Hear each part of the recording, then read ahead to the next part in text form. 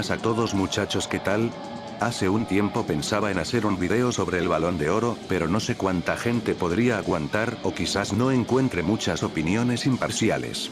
Aún así, si quieren que dé mi opinión sincera sobre tal evento, me lo hacen saber en los comentarios. Ahora el tema que nos reúne es acerca de los brasileños y de cómo de forma progresiva estos clubes han ido compitiendo y ganando bastante regularidad en las copas internacionales. En este tiempo vemos como los equipos brasileños están dando muy de qué hablar en el fútbol sudamericano. En estas épocas parece que se está jugando el Brasileirao y no un torneo continental, salvo excepciones. Para entender un poco el asunto, nos tenemos que ir en retrospectiva. En los años 50 los torneos internacionales entre clubes argentinos y uruguayos daban sus últimas ediciones. Por el otro lado del continente, tanto en Venezuela como en Brasil, se jugaban torneos intercontinentales como la pequeña Copa del Mundo, la Copa Río Internacional, el torneo octogonal Rivadavia Correa Meyer, el torneo internacional Charles Miller, la Copa del Atlántico, cuya final aún quedó en el misterio entre Boca y el Corinthians. De hecho, en Estados Unidos también se jugaban torneos de este tipo como la International League Soccer. Sin embargo, desde que finalizaron los torneos jugados en los años 50 hasta hace muy poco, la presencia brasileña brillaba casi por su ausencia. Clubes como Peñarol, Boca, Nacional, Estudiantes de La Plata, River desde 1986, hasta el Olimpia probó bastante gloria. Aunque también existían torneos como los hexagonales, pentagonales, en donde solían chocar los clubes de la zona Mercosur. Sin embargo, los clubes rioplatenses ya venían jugándose torneos entre sí desde ni bien empezó el siglo XX, con las ya recordadas copas rioplatenses, incluyendo torneos como el Nocturno Rioplatense, lo que les otorgaría cierta ventaja a la hora de competir en lo internacional. Y para reiterar, los clubes brasileños allá en los 50 recién empezarían a competir fuera de sus fronteras, debido a que tuvieron la oportunidad de incluso ser sedes en muchos torneos, como lo expliqué en este video. El primer campeón del mundo, por así decirlo, fue el Club de Remo en un torneo pentagonal de Caracas, que fue el torneo embrión de la pequeña Copa del Mundo. Y como detalle de color, el primer campeón continental fue el Vasco da Gama, debido a un torneo que existió en Chile, como lo fue el Sudamericano de Campeones de 1948, un torneo muy importante en su tiempo y que se considera un torneo embrionario a la Copa Libertadores. Ni bien inaugurados los torneos Conmebol, el primer campeón fue Peñarol. Sin embargo, para aquel tiempo, en los años 60, el único club competitivo en Brasil fue aquel Santos de Pelé. Luego, recién en 1976, otro club brasileño alzaría la gloria. Hablamos de Cruzeiro de Belo Horizonte, cuando derrotó a River Plate, club que todavía y por desgracia aún no podría abrazar un torneo continental. Y haciendo un resumen rápido, hasta la década de los 80 los únicos campeones de América en Brasil eran el Santos, Cruzeiro, el Flamengo, con el que existe una polémica de aquel partido, en donde hubo un quilombo que determinó en la expulsión de varios jugadores del Atlético Mineiro, con el que ese partido jugado en el Estadio Cerrado Urada de la ciudad de Goiânia, y aquel gremio del legendario Renato Gaucho en aquella final donde prácticamente era ver lucha libre en el Olímpico de Porto Alegre, aquel partido de aquel inolvidable. O Tarcísio vai dar para Renato pela ponta direita, vai cruzar, cruzou, atenção, entrou César de cabeça, gol!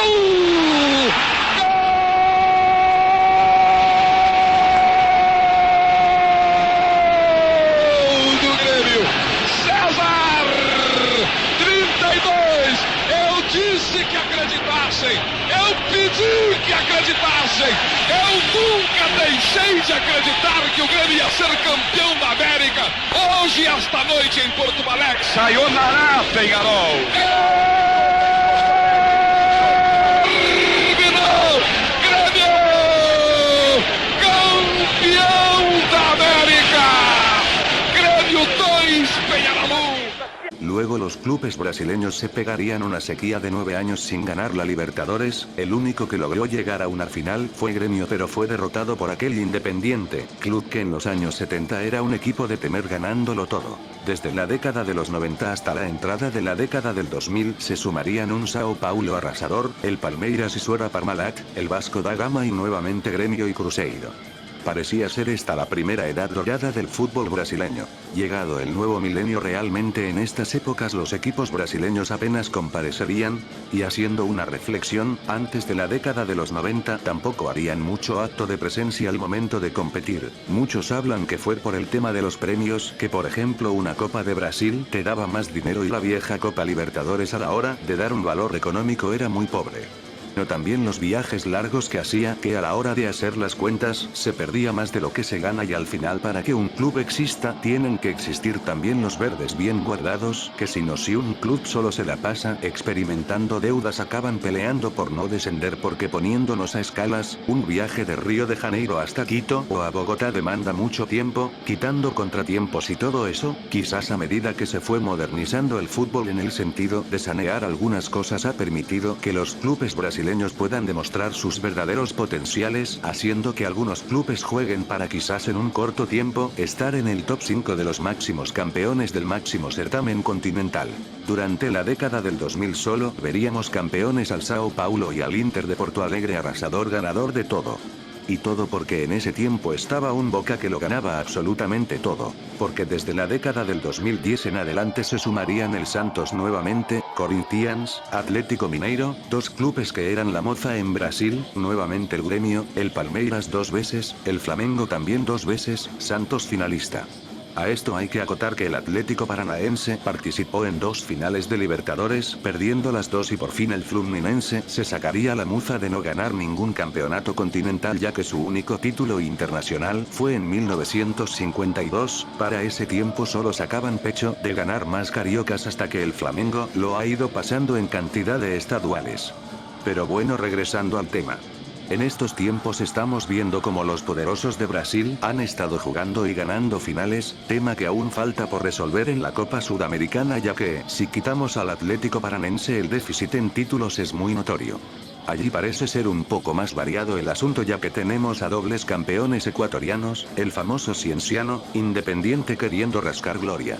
De hecho, desde que el Inter de Porto Alegre conquistó su segunda Libertadores solo hemos visto 3 campeones no brasileños, quien son River Plate 2 veces, Atlético Nacional y San Lorenzo de Almagro, y eso que tanto el Sao Paulo como el Gremio estuvieron a nada de aterrizar a otra final. Estamos ante una segunda edad dorada de los brasileños, una edad muchísima más arrasadora que la que se vivió en los 90, ya que en aquel tiempo casi todos los clubes por lo menos habría ganado alguna copa internacional de menor categoría, desde la Libertadores, pasando por la Conmebol, las Recopas y Supercopas. Es más, para más datos, en 5 años estamos viendo 4 finales entre clubes brasileños, y si no fuese por River Plate y por Boca, esto se transformaba ya en una dictadura brasileña. De alguna forma ambos clubes contuvieron esta fuerte ola brasileña. Solo en 2017 fue un poco más competitivo, y muchos amigos argentinos hablan de que esto también es culpa de que en la liga, amparada en los éxitos de la selección argentina, han hecho lo que quisieron con el formato del campeonato argentino.